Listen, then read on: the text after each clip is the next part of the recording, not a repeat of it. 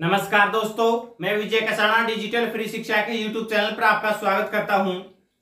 दोस्तों, हरियाणा में group C भर्तियों की बात कर लें या फिर पुलिस भर्ती को छोड़ दिया जाए तो बाकी भर्तियों में हाहाकार वैसा का वैसा मचा हुआ है जैसा पहले आप सबको लग रहा था। ग्रुप 56-57 की लिस्ट तो अभी आई भी नहीं है। ग्रुप 1 और 2 की लिस्ट आई है, लेकिन इस लिस्ट ने ही ऐसा बवाल मचा दिया है। कल रात को लिस्ट आई थी, उसके बाद युवाओं को ऐसा लग रहा है कि पता नहीं किसका सिलेक्शन होगा या किसका नहीं होगा, या जिनका लिस्ट में नाम आ रहा है उनका होगा या नहीं होगा। क्या इसमें जो प्रोसेस होगा और कैसे ये भर्ती प्रक्रिया आगे सिरे चढ़ पाएगी, क्या एसएससी सही कर रही है, क्या गलत कर रही है, आखिर युवाओं को अब क्यों याद आने लगे पूर्व चेयरमैन भोपाल सिंह जी खत्री। ये हम नहीं कह रहे, युवा ही वीडियो बना रहे हैं, युवा ही मैसेज में लिखकर और बता रहे हैं, युवा ही कॉल करके बता रहे हैं कि सर पहले ऐसा था, पहले ऐसा था, पहले ऐसा था, वही चेयरमैन सही थे, ये है वो है। साथियों, जो जिस समय पद पर रहता है, पद से हटने के बाद ही उसकी अच्छाई या बुराई का पता लगता है। हकीकत में तो आपको कुछ ऐसी बातें बताने वाले हैं और ये सब जानकारियां जो शेयर की जा रही हैं, ये सारा मामला सामने आया है ग्रुप 1 और 2 की लिस्ट के बाद। 1 और 2 की लिस्ट के बाद वैसे आपको बता दें कि एसएससी पहले ही डिसीजन बना चुकी थी कि पोस्ट वाइज करना है, इसमें कोई दो राय नहीं। अब आप सोच रहे होंगे कि पोस्ट वाइज या ग्रुप वाइज का मैटर आखिर सोल्व क्यों नहीं हो रहा। आपको बता दे साथियों कि पूर्व चेयरमैन भी ये कहते थे, वो अंदर खाने मानते भी थे, लेकिन पद पर रहते हुए अपनी सरकार के खिलाफ या अधिकारियों के खिलाफ कोई कुछ नहीं कह सकता। ये मजबूरियां भी आपको देखने को मिली होंगी। और अभी 2-3 दिन पहले जो टीजीटी भर्ती का रिजल्ट आया है, टीजीटी रिजल्ट में सिलेक्टेड छात्रों ने भी पूर्व चेयरमैन को धन्यवाद किया है, उनके साथ फोटो भी खिंचवाए हैं, उनको मिठाई भी खिलाने युवा गए हुए थे।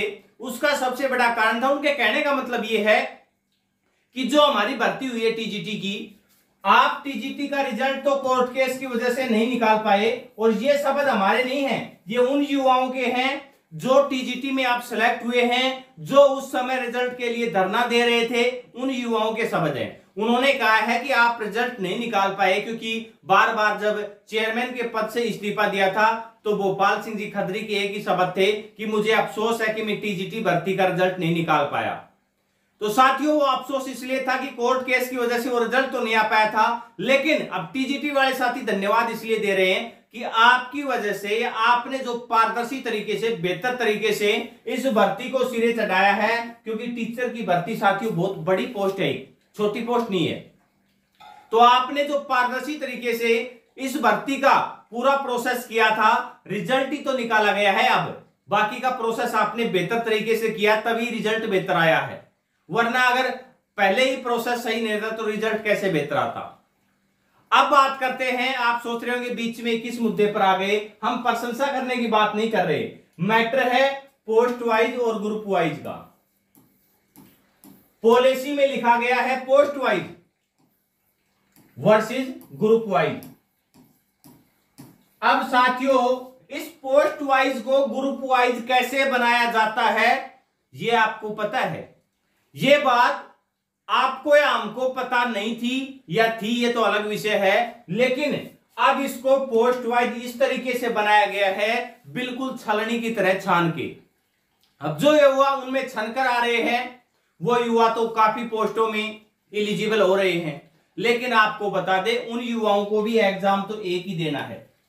वे ग्रुप 56 हो, ग्रुप 57 हो, ग्रुप 1 हो या ग्रुप 2 हो, इनके एग्जाम तो एक एक ही होंगे सभी ग्रुप्स के। तो साथियों, अब जो लिस्ट आई थी ग्रुप 1 और 2 की, उसमें 1500 के लगभग पद बताए जा रहे हैं और 700 या 750 के लगभग कैंडिडेट बताए जा रहे हैं। जो भी कैंडिडेट है काउंट कर लेना आप, लिस्ट आपके सामने है। अब इतनी पोस्ट है, युवा इतने हैं, और अब इसमें इतने युवा हैं तो लाजमी है कि 50% से ज्यादा पोस्ट खाली रहेंगी। 50% से ज्यादा पोस्ट जब खाली रहेगी तो फिर भर्ती किस बात की कर रहे हो? आपको सिर्फ आंकड़ा दिखाना है, डुंडीरा पीटना है, ये तो मतलब रह नहीं जाता।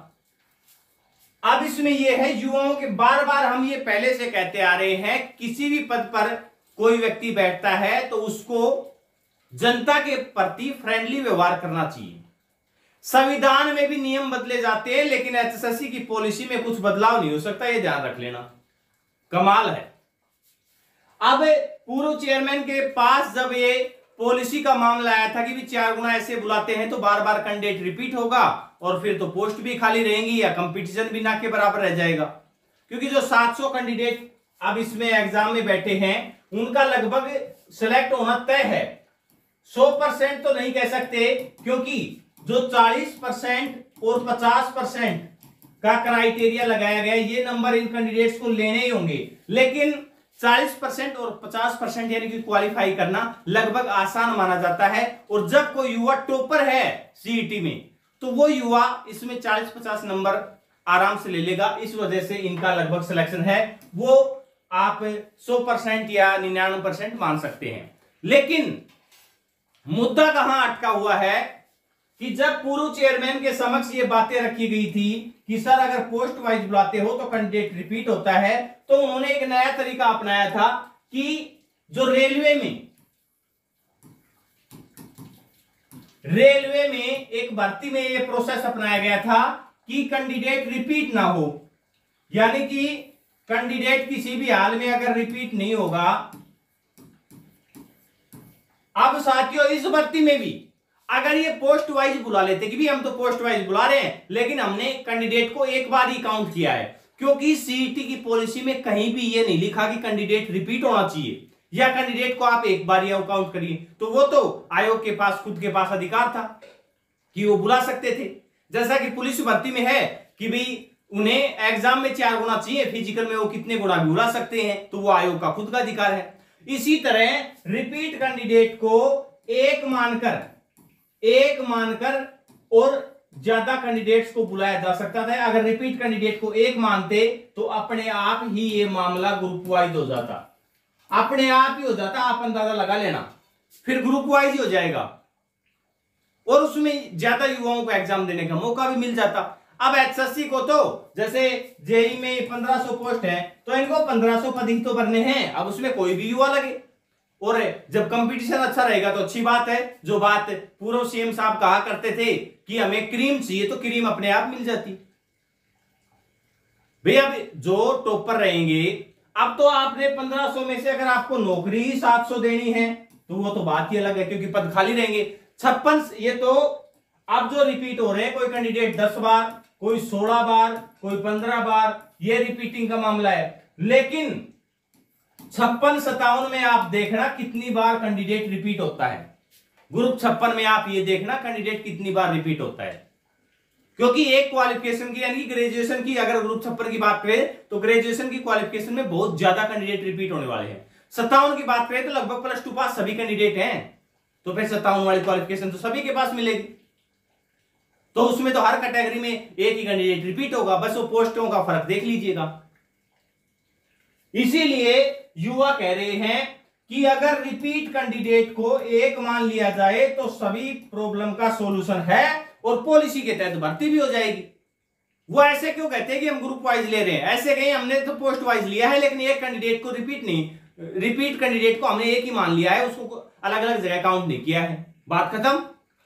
ऐसा मान सकती थी अगर स्टूडेंट फ्रेंडली कार्य किया जाए तो, और पॉलिसी के तहत तो अगर रिपीट कैंडिडेट को 10 जगह 15 जगह गिना जाए तो वो भी कर सकती है, वो तो आयोग के पास अधिकार है।